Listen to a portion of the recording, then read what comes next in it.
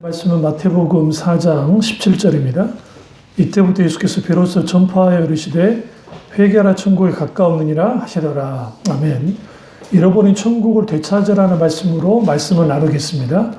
잃어버린 천국을 되찾으라는 말씀으로 우리가 함께 말씀을 나누겠습니다. 오늘 누군가 당신이 죽으면 천국 갈 수 있습니까? 라고 물으면 우리 뭐라고 대답하겠습니까? 많은 사람들이 난 자신 있게 천국 갈 수 있습니다 라고 말하는 사람도 있겠지만 그렇지 못한 사람도 있을 겁니다.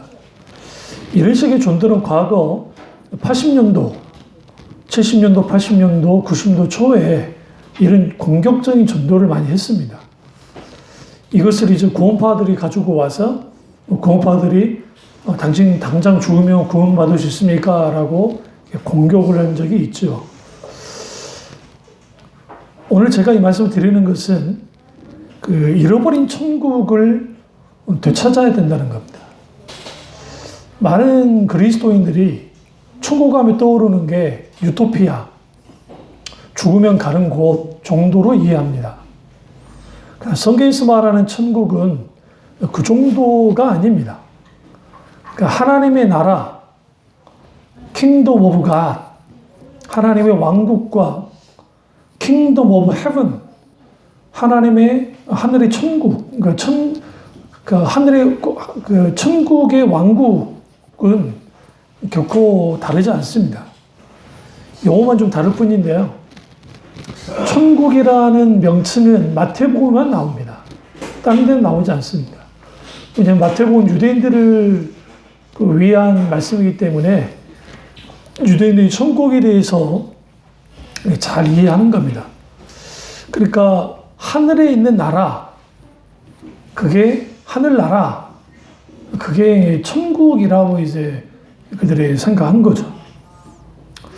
그러나 이 하나님 나라의 신학이 20세기에 들어서 비약적으로 발전을 하는데 이 킹덤 오브 헤븐, 천국과 하늘에 있는 하나님의 나라, 킹덤 오브 갓, 하나님의 나라, 이 두 개념을 이게 좀 오해하거나 잘못 이해하면 마치 천국 가면 무조건 죽고 난 다음에 가는 나라 정도로만 이해하기 때문에 오늘날 한국 교인들 또 그뿐 아니라 그 말씀이 굳게 서 있지 못한 세계에 있는 많은 소위 그리스도인이라고 하는 사람들이 하나님의 나라를 누리지 못하고 사는 것을 보게 되어집니다.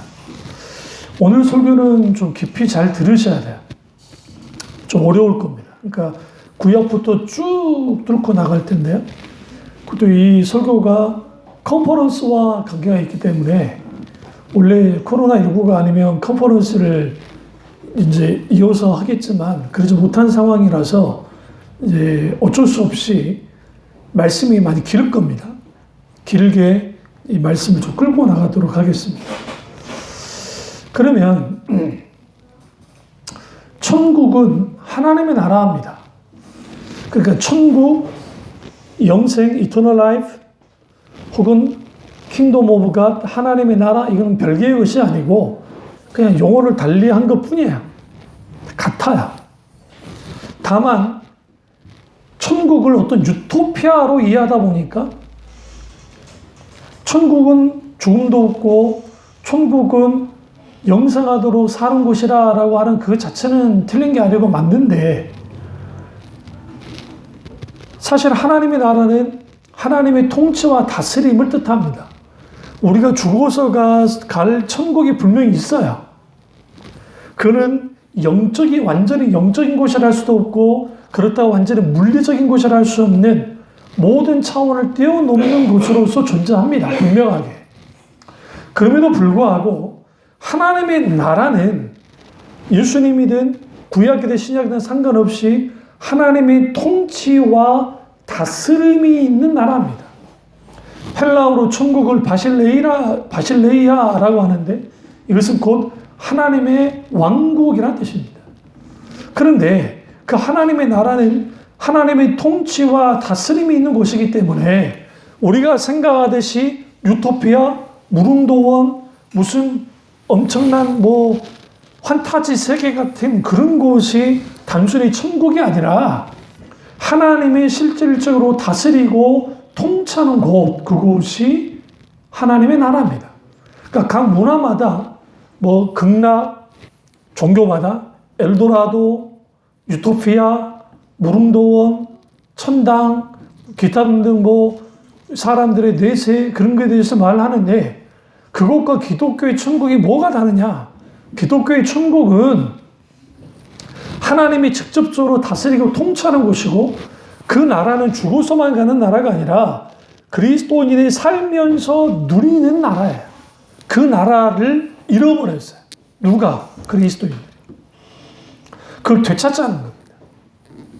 그럼 이제 하나님의 나라는 어떤 세계인가를 우리가 분명하게 이해할 필요가 있습니다.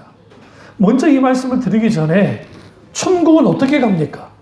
이 말씀부터 한번 이제 나누도록 하겠습니다. 천국은 어떻게 가나요? 예수님 믿어야 갑니다. 그런데 우리 신앙의 목표가 천국이면 많은 사람들이 천국 가기 위해서 예수님 믿어요. 그러니까 이 말은 100% 맞는 말이지만 100% 틀린 말일 수도 있어요. 이게 좀 어렵고 위험한 제가 설교를 합니다. 무슨 말이냐? 천국 가기 위해서 예수를 믿는 것은 진리긴 한데 그러나 천국 가기만을 위해서 믿는 것은 아주 위험한 거예요. 왜 위험한 거냐면 마치 출애굽의 이스라엘 백성들이 가나안 땅을 들어가기 위해서 이제 뭐합니까? 출애굽했죠? 그들이 가나안 땅만 원하는 거예요. 이걸 유비적으로 비유적으로 가나안 땅을 천국이라 생각하고 이집트를 이 세상이라고 생각하면 그 이 세상에서 나와서 가나안 땅으로 들어가는데 광야 이스라엘 백성들은 가나안 땅만을 원하는 거야. 다시 말하면 천국만을 원하는 거야. 그럼 하나님이 원하는 게 뭐였습니까? 이스라엘 백성들을 가나안 땅에 들어가게 하는 목적이 뭐였어요? 레위기서를 보시면 내가 너희를 애굽에서 인도해 낸 것은 나는 너희의 하나님이 되고 너희는 내 백성이 되게 하려 함이라 라고 말씀하셨어요. 그러니까 하나님께서 광야 이스라엘 백성들을 이집트에서 나오게 한 것은 단순히 가나안 땅을 주기 위해서가 아니라 비유적으로 하면 그냥 천국을 던져주기 위해서가 아니라 하나님의 백성 삼으시고 하나님이 그들의 하나님 되기를 위해서 주님이 선택하시고 인도했다는 거죠. 마찬가지로 예수 그리스도를 믿는 사람은 예수 천당 진리입니다. 그러나 그 천당이라는 것, 천국이라는 것이 단순히 내가 예수님 믿었어. 그러니까 이제 천국 갈 수 있는 티켓을 딱 끊었어요. 그것도 편도로. 이제는 나는 천국 가는 거야. 그리고 이 세상의 삶은 내 마음대로 살아도 돼. 그런 식의 천국 가는 건 없다고요. 분명히 말씀드리지만. 이게 구원파들이 주장하는 거예요. 한국교회 90% 이상의 교회들이 이런 식으로 가르쳐요. 왜? 세대주의 구원관을 갖고 있기 때문에. 좀 복잡해지니까 일단 놔두고요. 이 부분을 김단종 목사님 말할 거 없고 김소윤 박사님, FF 블루스라든지 세계적 신학학자든 기타 등등 많은 분들이 이 부분을 지적을 해요. 김영환 교수님도 똑같이 이 부분을 지적을 하시고. 그러니까 우리가 여기에서 분명하게 볼 것은 뭐냐면 천국은 뭔가 죽어서 가는 것인가? 그러니까 이렇게 만들어낸 거예요. 내가 믿는다. 나 믿었어. 예수님이 천국 가니까 내가 믿어줄게. 나 믿었으니까 나 천국 갈 거야. 감정적인 작용으로 하면 내가 천국 가는 게 돼버리는 거예요. 그러니까 성경에도 없는 소위 말하는 사람들을 이렇게 세워놓고 소위 영적 기도를 시켜서 영적 기도하며 구원 받는다고 하는 그 논리를 가지고 나오는 거죠. 아주 위험한 말씀입니다. 하나님 나라는 그런 나라가 아니에요. 우리가 되찾아야 할 나라는 우리가 상상하기에도 힘들 만큼의 아름답고 너무너무 소중한 나라야. 그 나라를 되찾자는 거죠. 이제 구약에서의 하나님 나라, 신약에서의 하나님 나라, 그리고 새하늘과 새 땅이 어떻게 연결되는지를 말씀을 쭉 이제 창세기부터 시작해서 쭉 한번 말씀을 가지고 나가겠습니다. 가장 먼저 이제 우리가 다룰 것은 하나님의 창조와 인간의 탄생입니다. 구약에는 천국이란 말이 전혀 없습니다. 이상할 정도로. 그래서 이단들이 천국은 사실 없는 것이다 라고 가르치는 거예요. 지옥도 없다고 가르쳐요. 그게 누구냐? 여호와증인들. 왜냐하면 구약에 천국이라는 것이 단어가 나오지 않기 때문에 그렇습니다. 그러나 하나님의 나라라고 하는 용어는 나오지 않아요. 단어는 나오지 않는데 구약의 창세기부터 말라기까지 온통 가득 차 있는 게 하나님의 나라, 천국입니다. 그럼 우리가 이제 창세기부터 살펴보면 하나님이 창조한 나라, 에덴 동산입니다. 근데 그 에덴 동산의 특징이 뭐예요? 하나님이 완벽하게 아름답게 지은 나라, 완벽하게 행복한 나라, 완벽하게 하나님이 통치하시고 다스리는 세계였습니다. 그래서 창세기 1장에서 하나님이 다스릴 하나님의 나라가 건설되는 과정을 보여줍니다. 여기서 중요한 게 뭐냐면, 초점이 되는 게 뭐냐면 여호와 하나님이 말씀으로 창조했다는 거예요. 근데 그 말씀이 어떻게? 명령형으로. 빛이 있으라 하심에 빛이 있었다라고 말합니다. 그러니까 하나님의 명령에 의해서 창조됐어요. 하나님이 완벽하게 통치하시고 다스릴 나라가. 빛이 생겼습니다. 물이 생겼습니다. 윗물과 아랫물이 갈라집니다. 바다와 육지가 생겨납니다. 해, 달, 별이 생깁니다. 짐승이 생기고 짐승을 만들고 인간을 창조합니다. 그리고 난 다음에 하나님 하신 일이 뭐냐면 이름을 붙여줬습니다. 너는 빛이다, 너는 하늘이다, 너는 육지다, 이런 단어 없었잖아요. 하나님이 만드시고 빛이라시니까 빛이라는 이름이 된 거고, 땅이라니까 땅이 된 거고, 인간을 향해서 뭐랍니까? 아담이라는 이 히브리어는 아담한데, 이 아담은 두 가지 의미를 가져요. 하나는 대명사로서의 아담, 고유명사로서의 아담이에요. 그러니까 고유명사로서의 아담은 그냥 아담이란 사람의 이름이에요. 근데 아담이란 뜻은 사람이라는 뜻이에요. 사람이라는 뜻이에요. 그리고 또 아담은 대명사로서 아담, 모든 인간을 포함하는 이름으로서의 아담이에요. 이것을 이해할 필요가 있습니다. 그러니까 이름을 붙여줬습니다. 그러면 이름을 지었다는 것은 뭐냐면 하나님이 통치 행위를 하시는 거예요. 하나님 이름을 지어주는 거예요.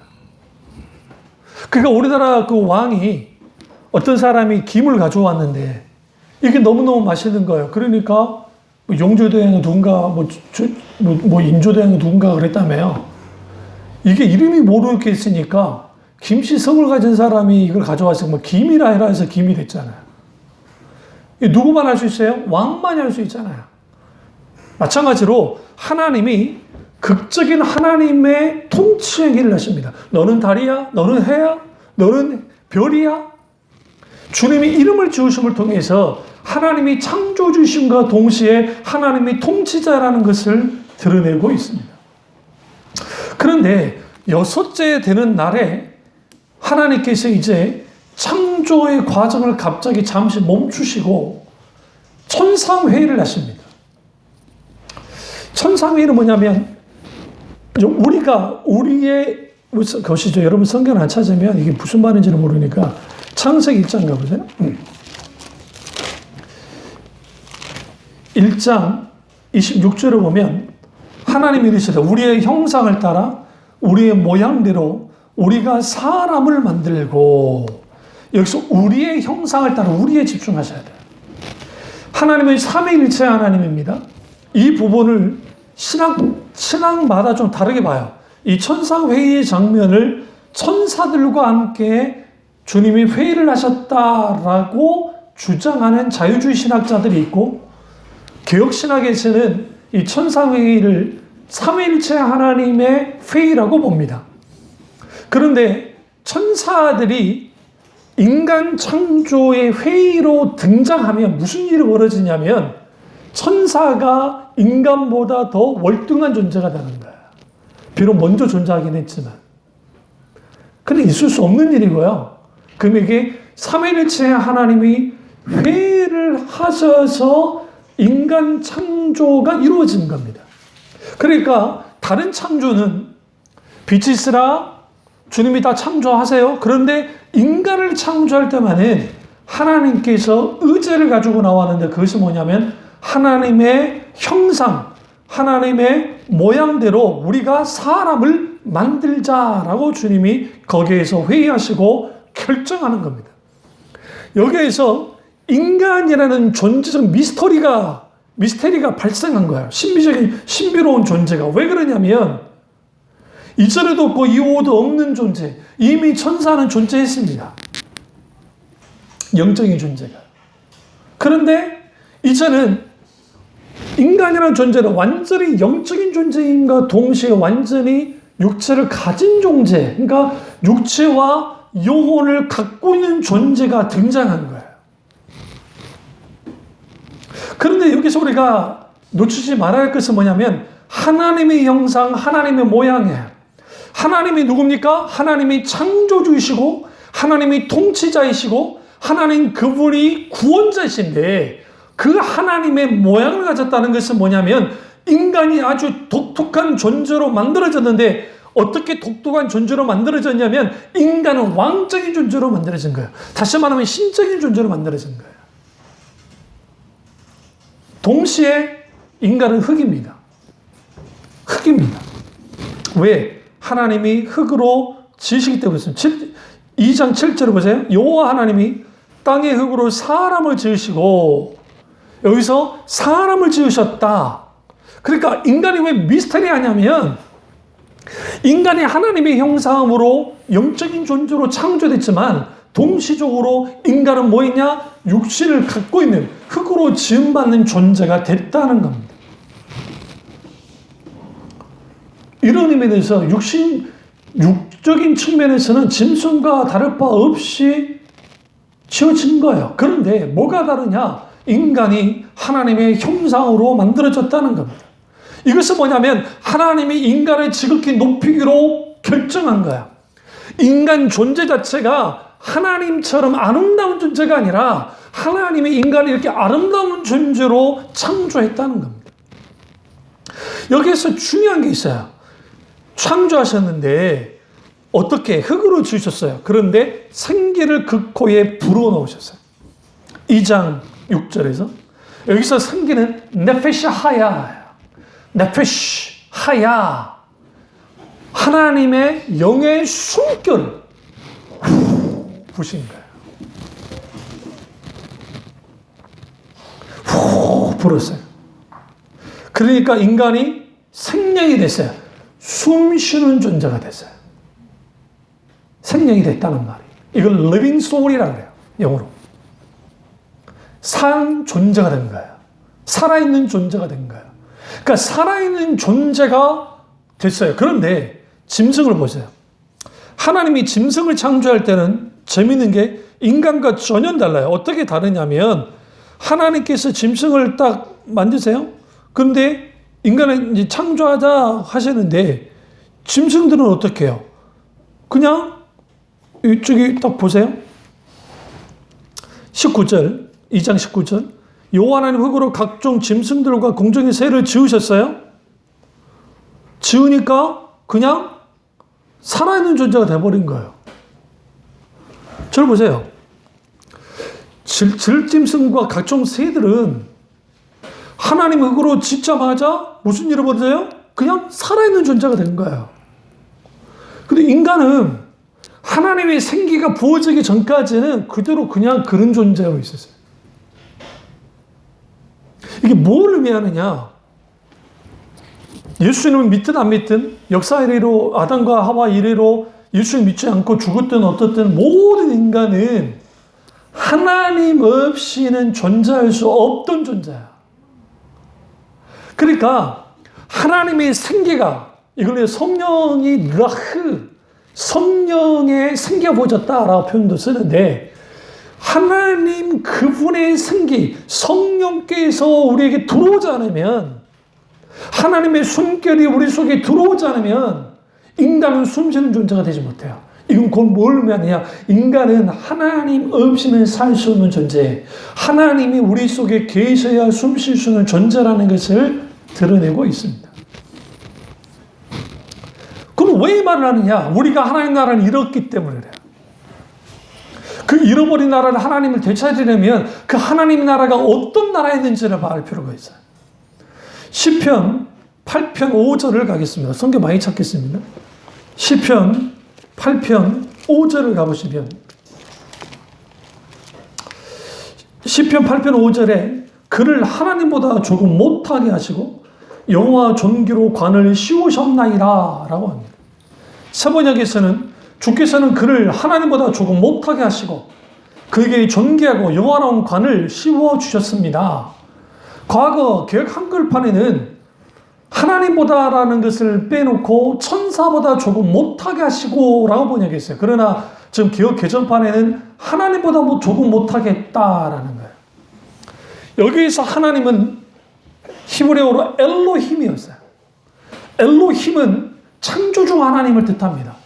그러니까 보세요. 엘로힘은 삼위일체 하나님을 뜻하는데 엘은 이제 그 시대에 가나안 근동에 있는 신의 신명칭은 하지만 로힘이 하면 복수적 의미가 돼요. 그런데 엘로힘이라는 의미는 어떤 의미를 갖고 있냐면 강하고 능한, 강력한 그러한 하나님이라는 뜻입니다.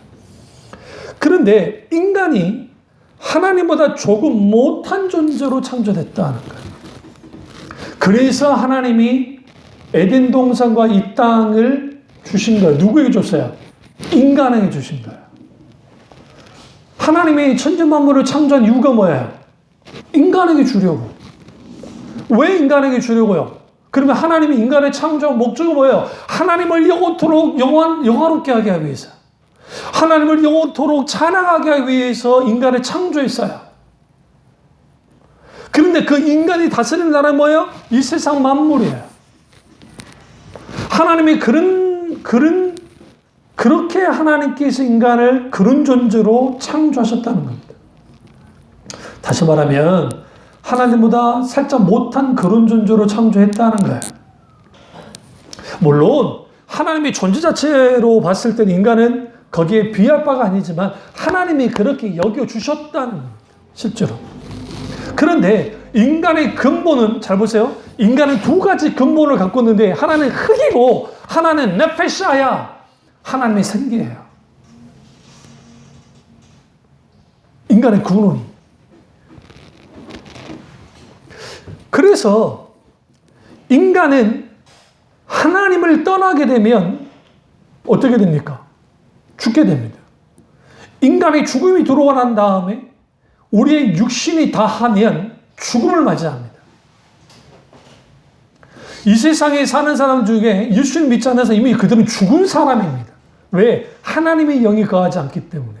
그들은 영적으로 죽은 사람들인 거예요. 아주 육신적으로 죽지 않았다 할지라도.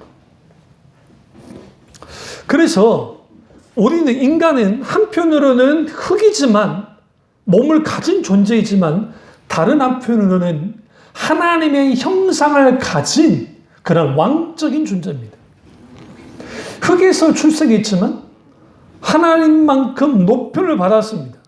당연히 우주 만물이 이 땅의 모든 것들이 인간의 발 아래 놓이게 됐다는 거예요. 그래서 시편 8편 6절과 8절을 보시면 주의 손으로 같이 찾으세요. 시편 8편 6절과 8절 주의 손으로 만드신 것을 다스리게 하시고 만물을 그의 발 아래에 주셨으니 곧 모든 소와 양과 들짐승이며 공주의 새와 바다의 물고기와 바닷길에 다니는 것이니이다. 여기서 주의 손으로 만드신 것을 다스리게 하셨고 만물을 그 발 아래 뒀다는 거예요. 그래서 여러분 이 세상의 우주 만물이 인간의 발 아래 있던 겁니다. 왜? 하나님께서 손수 지으신 만물을 다스리게 하려고 인간을 창조했기 때문에 그렇습니다. 새 번역이 이렇게 번역됩니다. 주께서 손수 지으신 만물을 다스리게 하시고 모든 것을 그의 발 아래 두셨습니다. 크고 작은 온갖 집짐승과 들짐승까지도 하늘을 나는 새들과 바다에 놀고 있는 물고기와 물길 따라 움직이는 모든 것을 사람이 다스리게 하셨습니다. 라고 번역하고 있습니다. 요약하면 이거예요. 하나님께서 지극히 아름답고 귀한 하나님의 세계를 창조했습니다. 그게 오늘날 우리의 세계입니다. 근데 하나님이 이 세상을 다스릴 자로 인간을 창조하셨다는 거예요.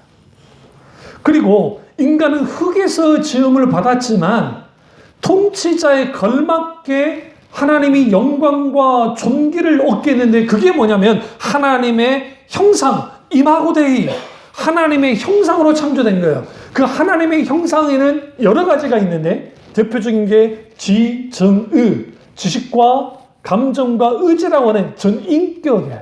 첫 번째. 인격. 그리고 또 하나는 영적인 거예요. spiritual resource. 하나님의 영적인 자원이 인간 속에 있게 되어진 겁니다. 그래서 인간은 이 세상에 왕이자 어떤 존재, 신적인 존재처럼 된 겁니다. 인간이 신이란 게 아닙니다. 신적인 존재처럼. 그렇게 되어진 겁니다. 순전히 이것은 하나님의 은혜로 된 거예요. 그 인간 존재 자체가 그렇게 왕적인 존재이고 그런 존재라서가 아니라 하나님이 그렇게 창조하셨고 그렇게 인정해 주셨다는 겁니다. 그래서 사도 베드로가 너희는 그리스도 안에서 왕 같은 제사장이요 거룩한 나라라고 했던 말이 우리는 왕 같은 제사장이 되는 것은 이미 아담과 하와에게 이미 하나님께서 인간을 창조할 때 이미 그런 존재로 창조된 거예요.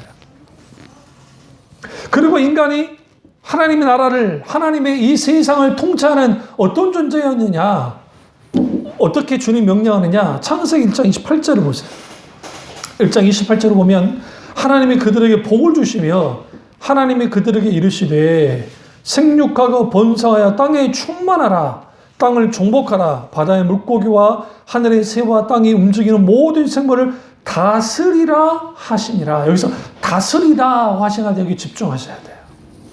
이 다스린다는 게 뭡니까? 통치를 하는 겁니다. 하나님이 통치 행위를 하도록 하셨어요.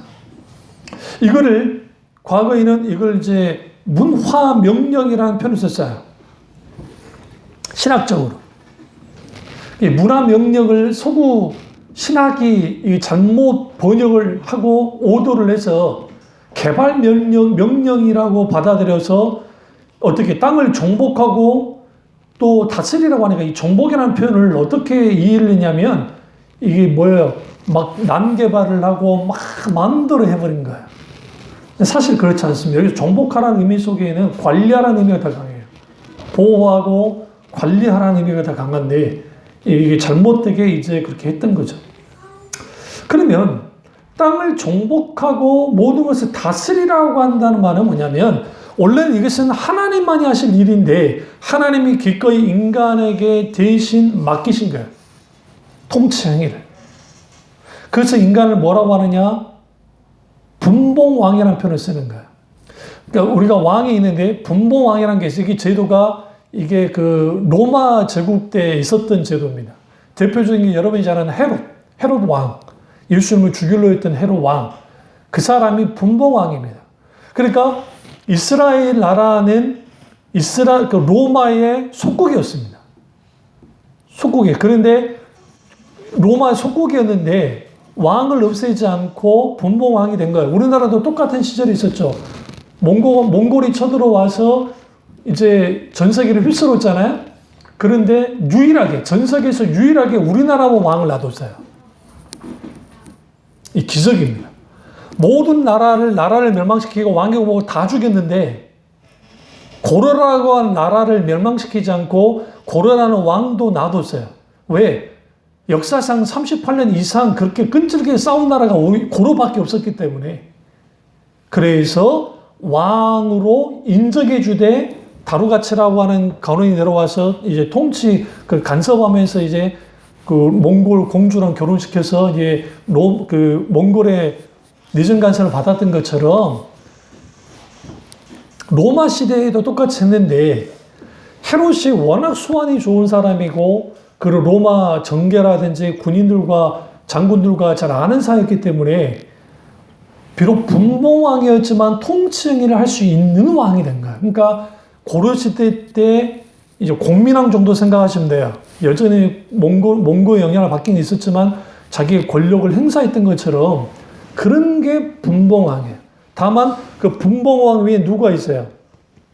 로마 황제가 있듯이 인간이 분봉왕이니까 당연히 하나님이 만왕의 왕이신 하나님이 위에 계시고 그 밑에서 이 통치를 하는 것, 그것이 인간이었습니다.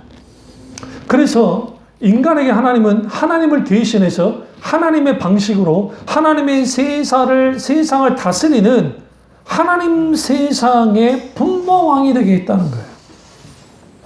이걸 imitation, 하나님의 통치를 인간이 뭐 하느냐? 모방하는 거예요. 대표적인 게 하나님이 가장 먼저 인간에게 하나님의 통치 행위를 시키십니다. 그게 뭐냐면 19절, 2장 19절 보시면 이제 지으셨어요?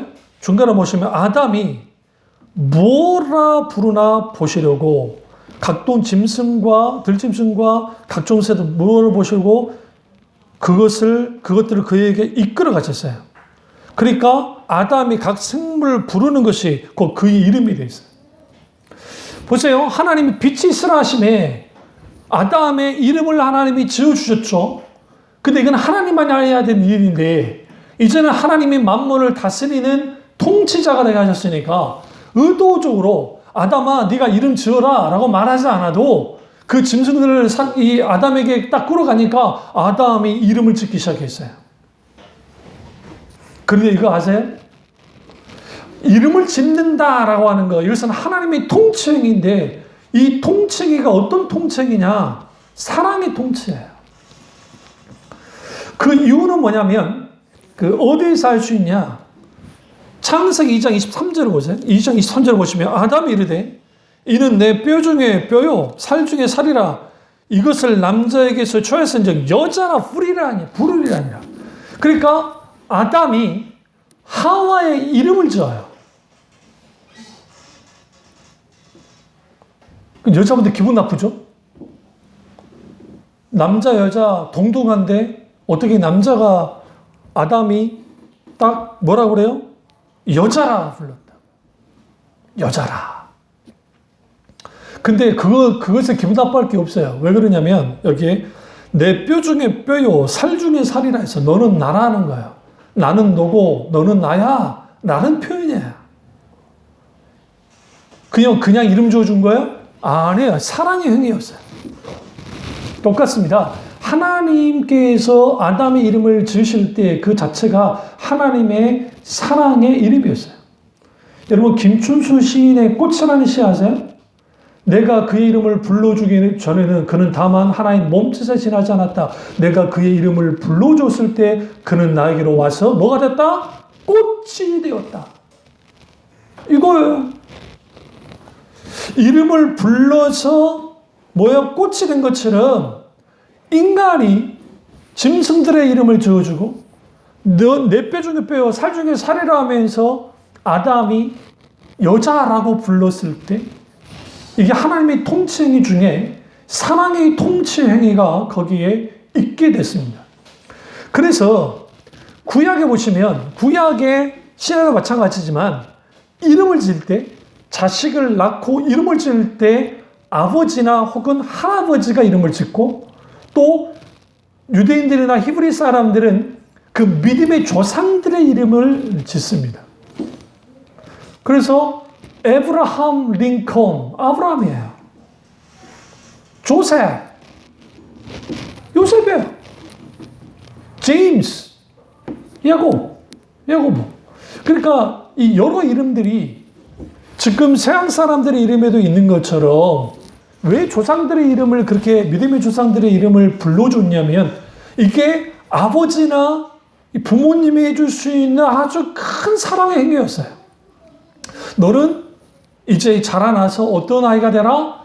이렇게 하나님께 사랑받는, 하나님을 귀하게 섬기는 이 자녀가 되라. 그런 거잖아요.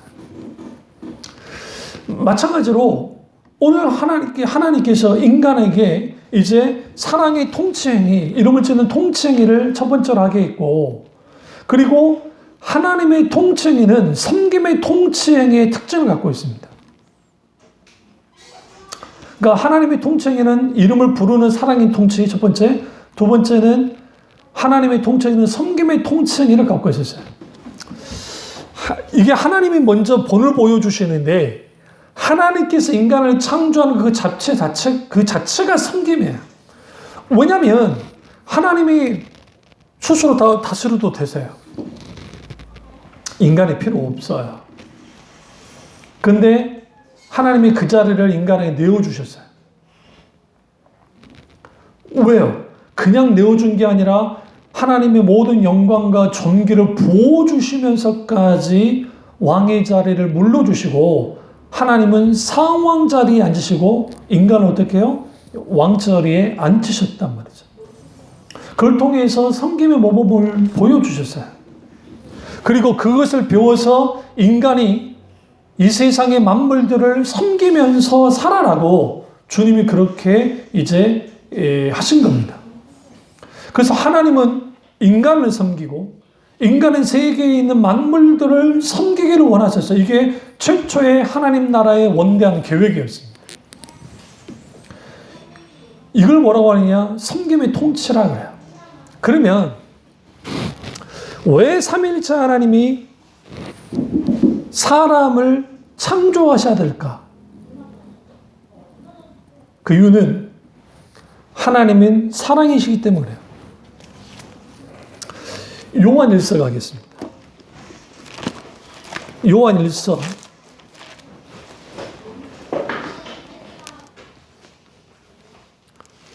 4장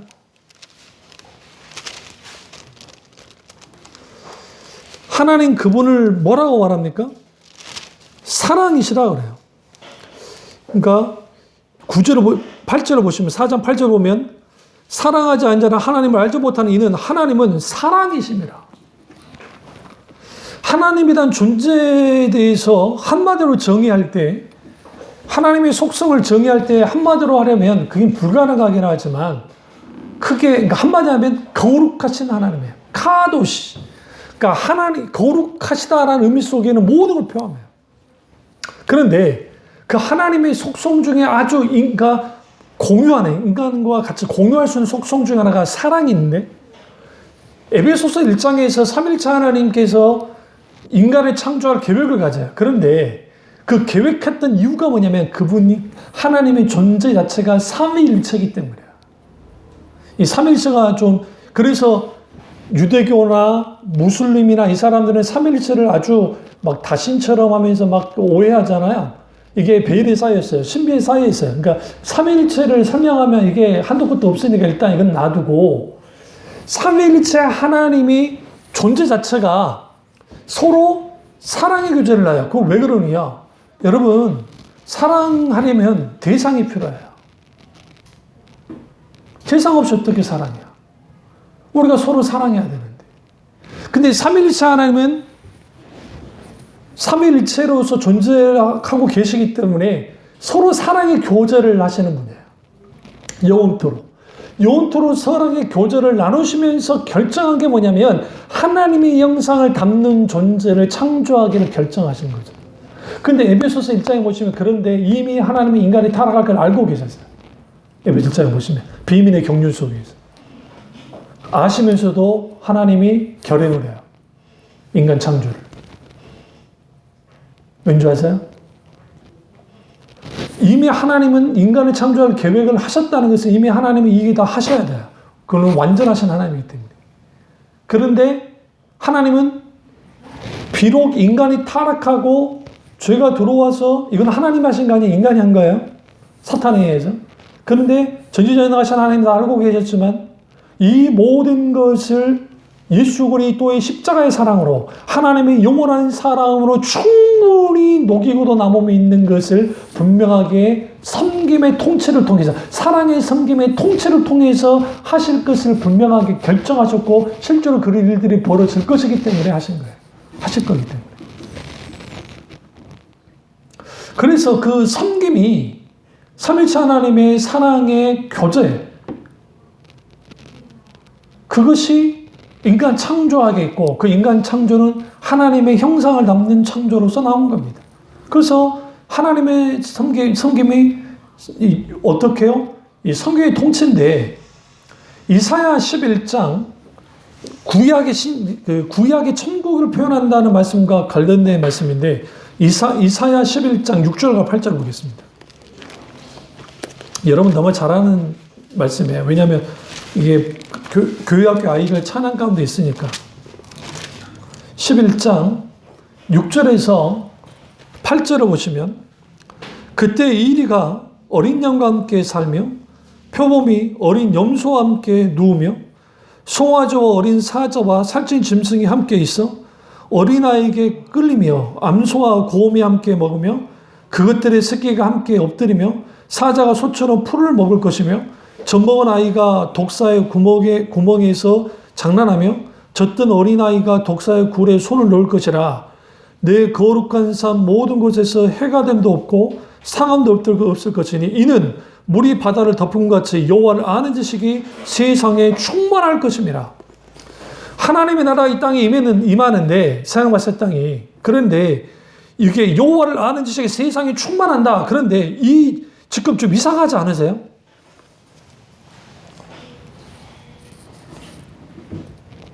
이 하나님의 나라가 뭐가 통하지 않아요? 약육강식의 먹이사슬이 통하지 않는 나라예요. 오히려 양과 염소가 있으면 누가 섬겨요? 사자와 곰이 섬기는 거예요. 사막에 샘이 넘쳐 흐르리라. 사막에 꽃이 피어 향기 내리라. 주님이 다스릴 그 나라가 되면은 사막에 꽃동산 되리. 사자굴에 어린 양이 뛰놀고 어린은 막 함께 뒹구는 참 사랑과 기쁨의 그 나라가 이제 속히 오리라. 이게 뭐예요? 섬김의 통치가 실제로 이루어지는 곳이 하나님의 나라예요. 그런데 이사야를 통해서 하나님 나라가 임할 텐데 그 나라는 먹이사슬의 어떤 나라? 약육강식의 먹이사슬이 통하지 않는 나라라는 거예요. 오히려 섬김의 사슬이 지배하는 나라. 그 나라에 뭐가 있어요? 샬롬이 있어요. 샬롬. 이게 하나님의 나라예요. 이 나라를 잃어버렸어요. 이 나라를 잃어버렸어요. 누가? 아담과 하와가.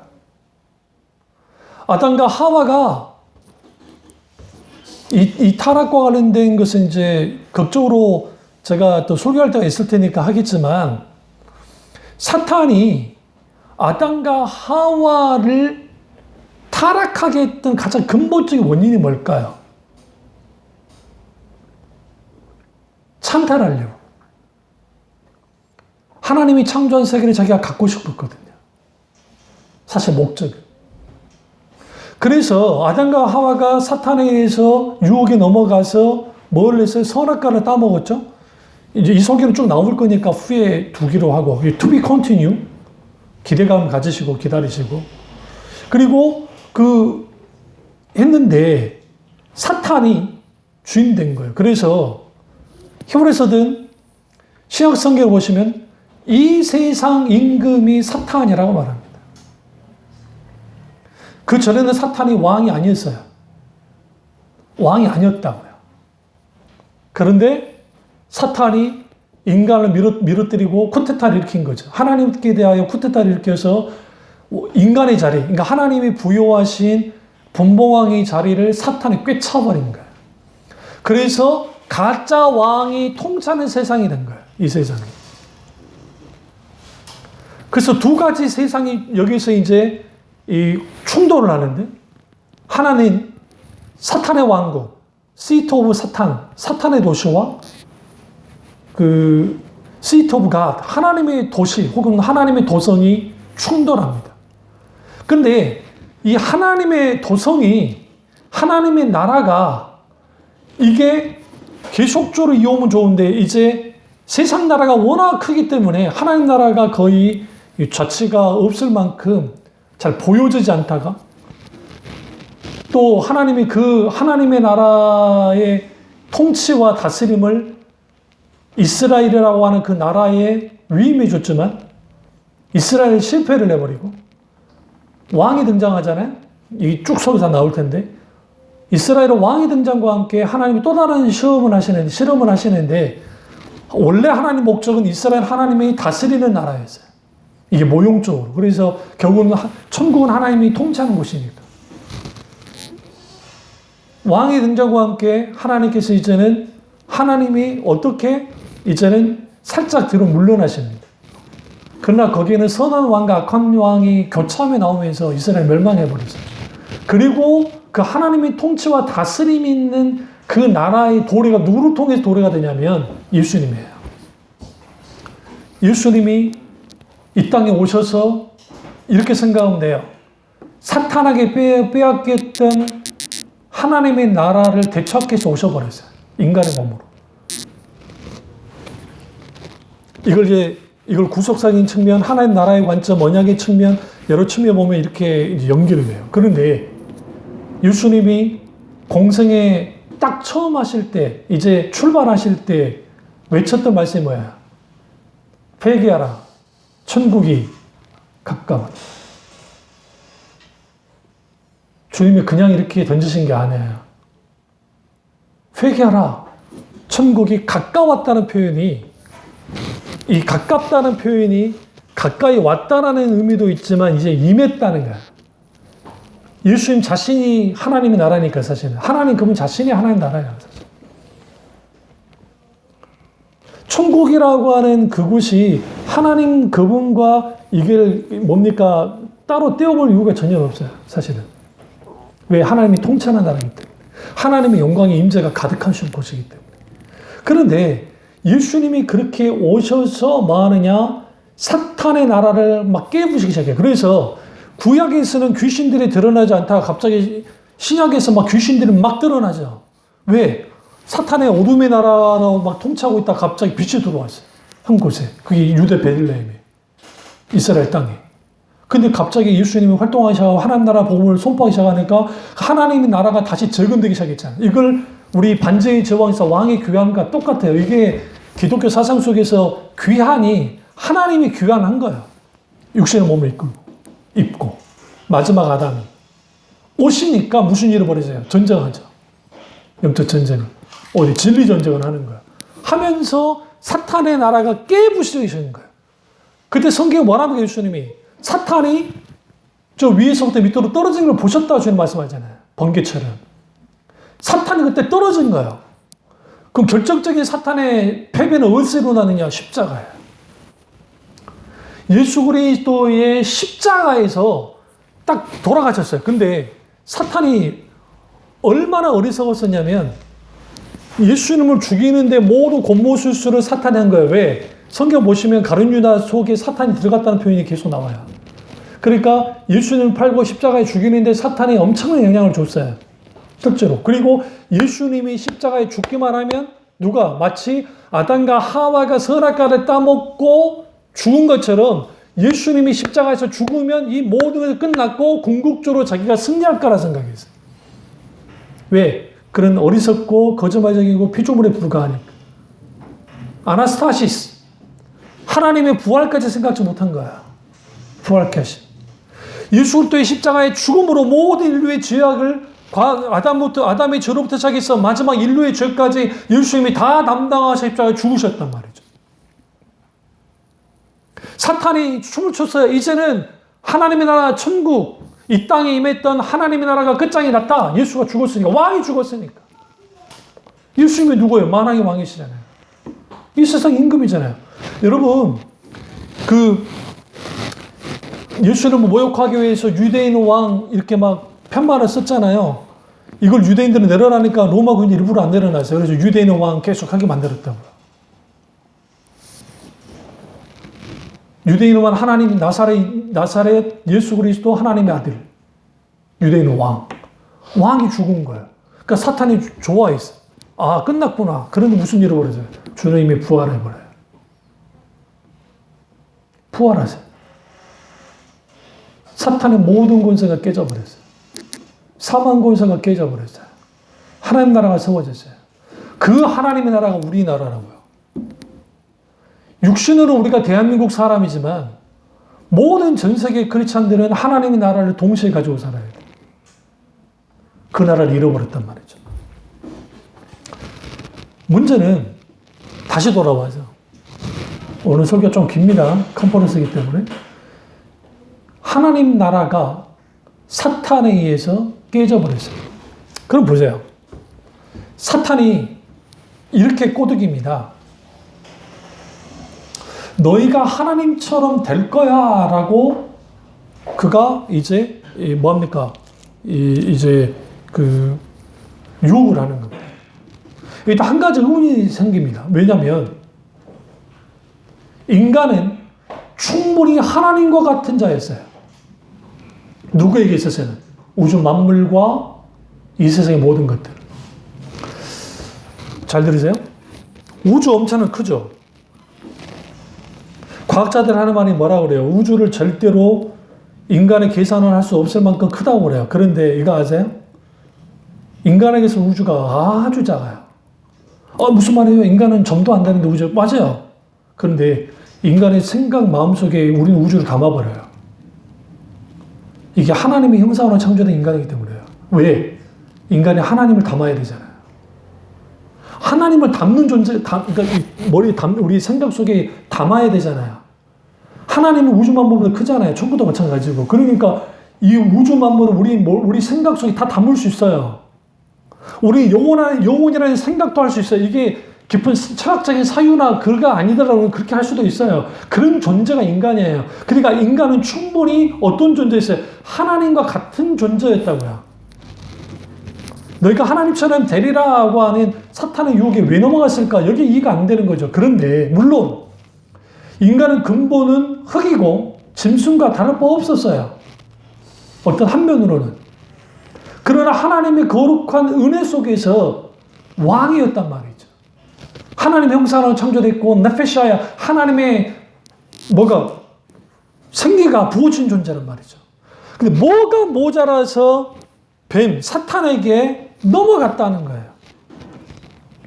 여기서 여러분 주의를 기울일 게 뭐냐면 뱀의 유혹 안에 아주 굉장한 이 기발하고 정말 인간의 생각으로는 하지 못할 만큼의 그 엄청난 유혹이 있었는데 그게 뭐냐면 이거예요.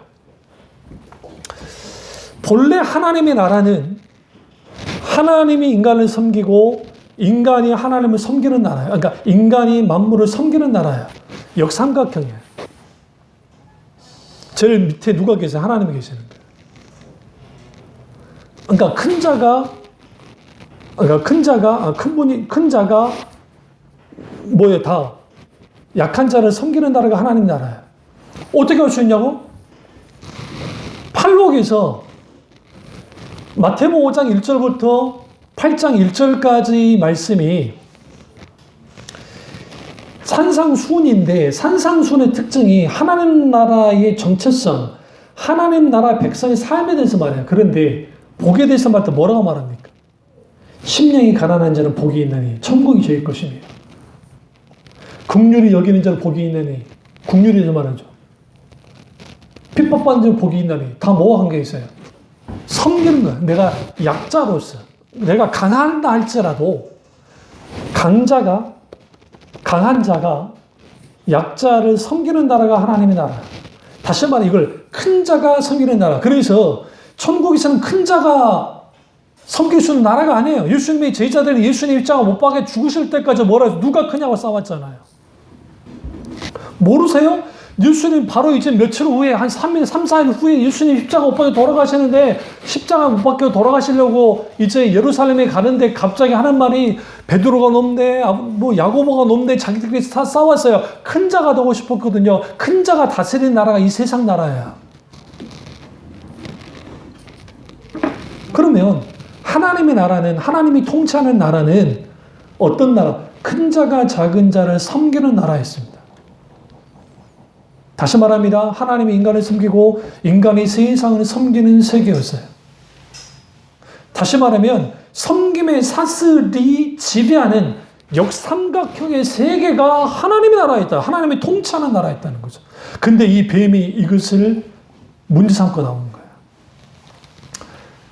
어떻게?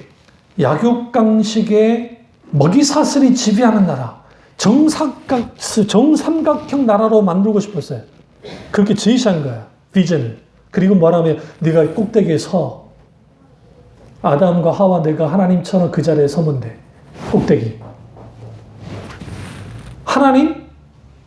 이젠 더 이상 하나님은 필요 없어. 이 나라에서 하나님을 추방해버리자. 하나님이라는 분을 이길 수 없으면 사탄은 알아요. 어떻게 할 수 있냐면 이사야서의 이게 비유적으로 사탄이 북극 하늘에 딱 서가지고 루시퍼가 계명성이 써가지고 뭐예요? 하나님과 겨루어 비기자 그랬어요. 사탄의 타락했던 그 하나님을 향한 대적했던 장면이. 천사의 3분의 1을 끌고 나와서 타락한 천사. 그리고 사탄의 앞장서서 하나님과 싸우려고 북극 하늘에 서서 천국을 향해서 막 공격해 들어왔단 말이에요. 근데 사탄이 주장한 게 뭐예요? 하나님과 비기리라. 하나님을 절대로 이길 수 없다는 걸 알았어요. 피조물이기 때문에. 근데 피조물이 하나님과 비기는 순간 전혀 이제는 더 이상 하나님으로서 가치가 없어지잖아요. 그러면 이거죠. 아담과 하와에게 무엇을 심어줬냐면 하나님이 인간이 세상을 섬기는 그게 아니라 이제는 네가 꼭지점 위에 딱 서가지고 모든 것을 다스려. 누구 없이. 이제는 하나님 없이. 왜? 너는 하나님처럼 될 거니까. 이제는. 그리고 모든 걸 네 발 앞에 다 꿇어버려. 꿇어 엎드리게. 네가 진정한 왕이 돼. 진정한 네가 신 중에 신이 돼. 라는 말을 함축하고 있어요. 아담과 하와가 거기에 훅 넘어간 거예요. 뱀이 말하는 먹이사슬의 나라, 그 나라가 되기를 원하는 거죠. 그래서 창세기 3장 5절 보면 너희가 그것을 먹는 날에는 너희 눈이 밝아 하나님과 같이 되어 너희가 하나님처럼 될 거야. 선악을 알 줄을 하나님이 아심이라. 여기서 선악을 알 줄을 알미라에 이게 집중해서 방점을 찍어야 돼.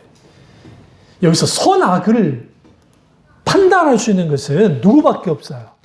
창조주 외에는 없어요. 왜냐하면 아무리 피조물이 거룩하다 할지라도 피조물로서의 거룩을 가져요. 완전하게 거룩할 수 없어요. 그러니까 노아가 당대의 의인이었다 표현 쓰잖아요. 노아가 당대의 의인이었다, 아브라함이 의인이었다 표현을 쓰지만 그 당대의 의인인 거예요. 인간이 아무리 거룩해도 피조물로서의 거룩을 가져요. 하나님처럼 완전한 거룩을 갖출 수가 없어요. 하나님만이 완벽한 거룩하신 하나님이기 때문에 우리가 하나님을 직접 볼 수가 없는 거예요. 그분이 왜 형상을 가질 수 없을까요?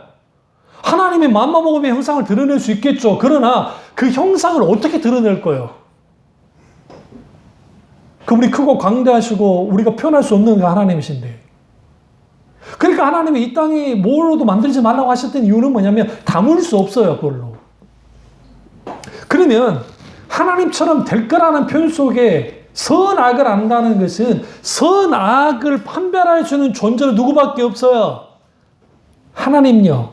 근데 이제는 잘 들으세요? 아담과 하와 네가 기준이 돼야 돼. 기준이 돼서 선악을 판별하는 뭐가 되라? 완전한 심판자가 되라는 거야. 왜? 선악은 어디서 온 거야? 심판하니까. judgment, 심판자가 돼. 심판하는 존재. 판별하는 존재. 아담과 하와는 그런 존재가 아니에요. 하나님을 절대적으로 의존하는 존재로 창조되어 있어요. 네페샤야, 하나님의 생기가 부어졌으니까. 그러니까 이게 사탄이 치명적인 유혹을 주는데 그게 뭐냐면 너는 이제 큰 자가 돼. 근데 하나님처럼 돼. 그래 어느 정도까지 선악을 네가 판별할 수 있는 존재까지 돼. 더 이상 이젠 하나님 눈치 보며 살 필요 없어. 그리고 너는 이제는 피라미드 정점에 딱 서서 하나님으로서 네가 진정한 하나님처럼 모든 것을 떵떵거리고 다스리면서 모든 것을 선악을 판별하면서 살아가라 라고 한 겁니다. 통치하라고 그렇게. 섬김의 통치가 아니라 힘과 권력과 강함으로 통치하라는 거예요. 그 통치하라고 하니까 눈이 번쩍 뜬 거죠.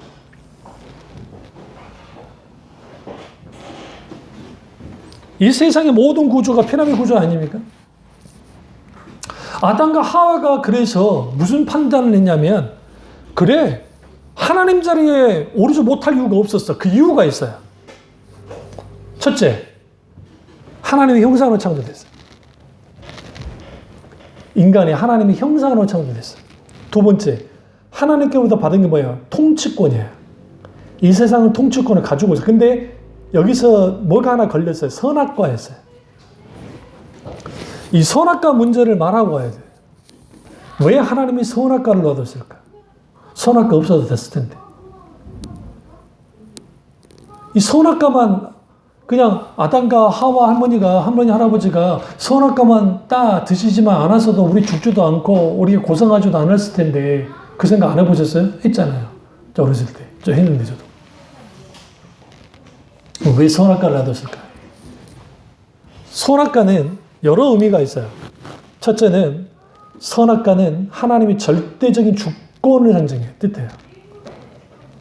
그러니까 아담과 하와가 할 수 있는 것은 다 있는데 딱 마지막 하나는 못해. 그건 뭐냐면 아담과 하와는 주권자가 아니라는 거야. 통치권은 위임받은 존재지 너 자체가 통치자는 아닌 거예요.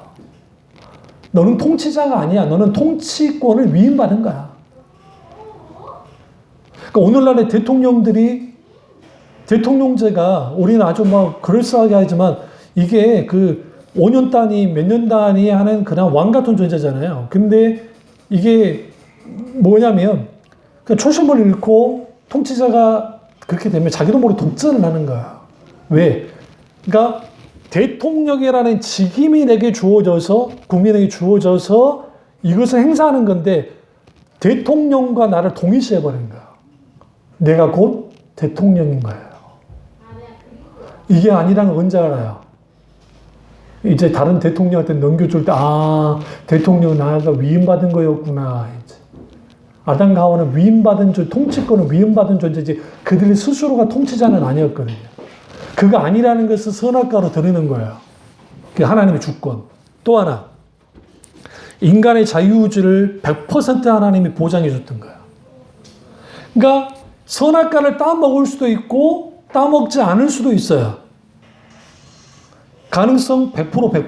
그러니까 선악과를 따먹을 가능성은 100%, 선악과를 따먹지 않을 가능성 100%. 그러면 우리는 이렇게 생각해요.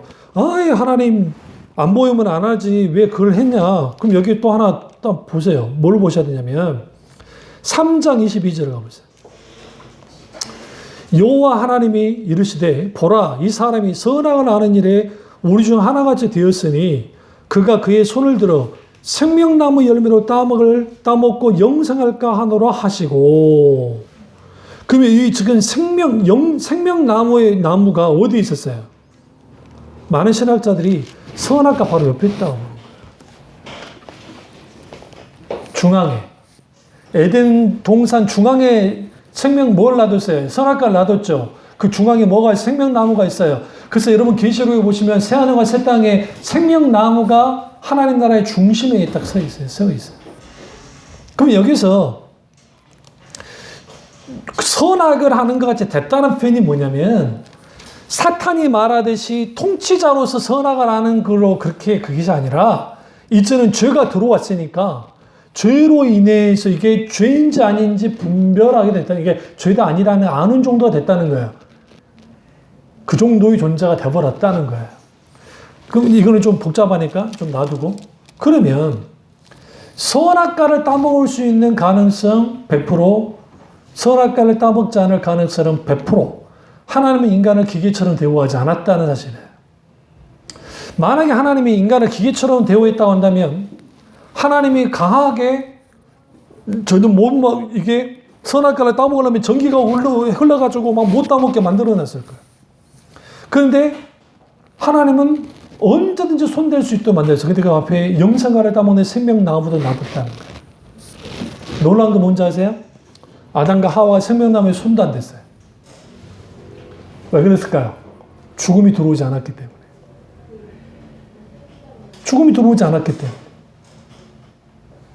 근데 선악과를 손을 댔습니다. 선악과를 따먹었습니다. 여기에서 하나님은 인간을 어떻게 대우하신지를 알 수 있냐면, 하나님은, 그러니까 하나님만이 절대적인 주권자이시다. 하나님의 통치권을 인정해야 돼요. 그리스도인은 내가 주인이 아니라 하나님이 주인이셔야 돼요. 믿음의 출발은 거기서부터 시작돼요. 오늘날 너무나 많은 교인들은 내가 주인 되니까 모든 기준이 내 기준이 되는 거예요. 그러니까 자기 기준이 된 상태에서 하나님 이렇게 생각해도 하나님 그럴 거야. 그건 내 생각이고 하나님의 생각은 다를 경우가 많아요. 왜? 이사야 그러잖아요. 하나님의 생각과 사람의 생각은 전혀 다르다는 거죠. 천연. 또 하나는 인간의 자유주의의 남용으로, 그러니까 이거는 지금 인간이 자기 자유주의 남용으로 인해서 벌어진 일이 선악과를 따먹은 거예요. 그럼 자유주의 남용은 뭐냐면 이거죠. 난 하나님처럼 될 거야. 근데 나는 통치권을 갖고 있는 이제는 나는 분봉왕으로서 끝나는 게 아니라 나는 하나님과 동등한 존재가 될 거고 나는 통치자가 돼서 나는 내 이름을, 나라는 존재가 이제는 이 세상의 실질적인 그 하나인, 그 정말 대단한 존재가 되겠다고 하는 위대한 야망을 품은 거예요. 이게 자유주의 남용이에요. 이것을 뭐 했어요? 사탄이 부추기니까 아담과 하와가 따먹은 겁니다. 그러면 이거죠. 또 하나의 뭐냐면 먹으면 죽지 아니하리라 라고 정녕 죽지 않을 거야 라고 말했을 때 여기서 우리가 알아야 될 게 뭐냐면 아담과 하와는 죽음을 경험한 적이 없어요. 이 시기는 짐승을 잡아다 죽여서 먹는 시기가 아니잖아요. 노아홍수 이후에 육식이 허용됐고 이때는 육식이 허용되는 시대도 아니에요. 그러면 아담과 하와는 죽음이 뭔지도 몰라요. 사실은 경험한 적이 없으니까. 범죄하기가 쉬워요. 일단. 근데 그게 뭔지 잘 모르니까. 또 하나는 하나님이 부당하게 이 모든 것을 통제하고 지금 다스리고 있다는 것을 보여주고 있는 거예요. 너 살아갔다 오면 하나님처럼 될 걸 알면서 하나님이 너를 속인 거야 라고 하는 하나님 그분에 대한 오해를 나게 하고 하나님 그분이 거짓말장이라고 몰아붙입니다. 그러니까 부당하게 하나님이 그 자리를 차지하고 있다는 거죠. 아담과 하와를 꼬드겼어요. 그러니까 아담과 하와가 하나님 자리에 오르지 못할 이유가 전혀 없었어요. 그리고 그 조커가 뭐냐면 선악과를 따먹는 거지. 선악과를 탁 따먹는 거예요. 사탄의 말대로 선악과를 따먹었어요. 근데 무슨 일이 벌어졌느냐? 사탄이 피라미드 제 정상에 서버리고 나머지 아담과 하와는 무슨 일이 벌어졌어요? 서로 벗은 걸 보고 부끄러워 보였어요. 나락으로 떨어져 버렸어요. 그 전에는 서로를 향해서 괜찮았는데 이제는 부끄러웠어요. 수치감을 느꼈어요.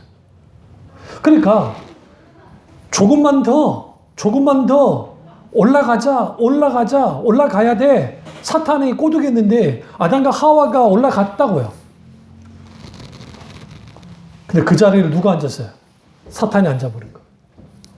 사탄이 앉아서 사탄이 통치하는 세상이 되어버렸어요.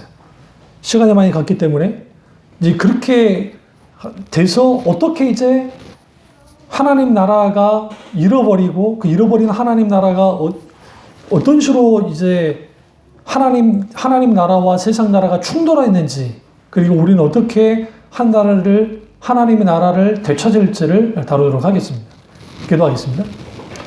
기도하실 때 오늘 이 말씀이 나의 말씀이자 우리 말씀 대해서 기도하겠습니다.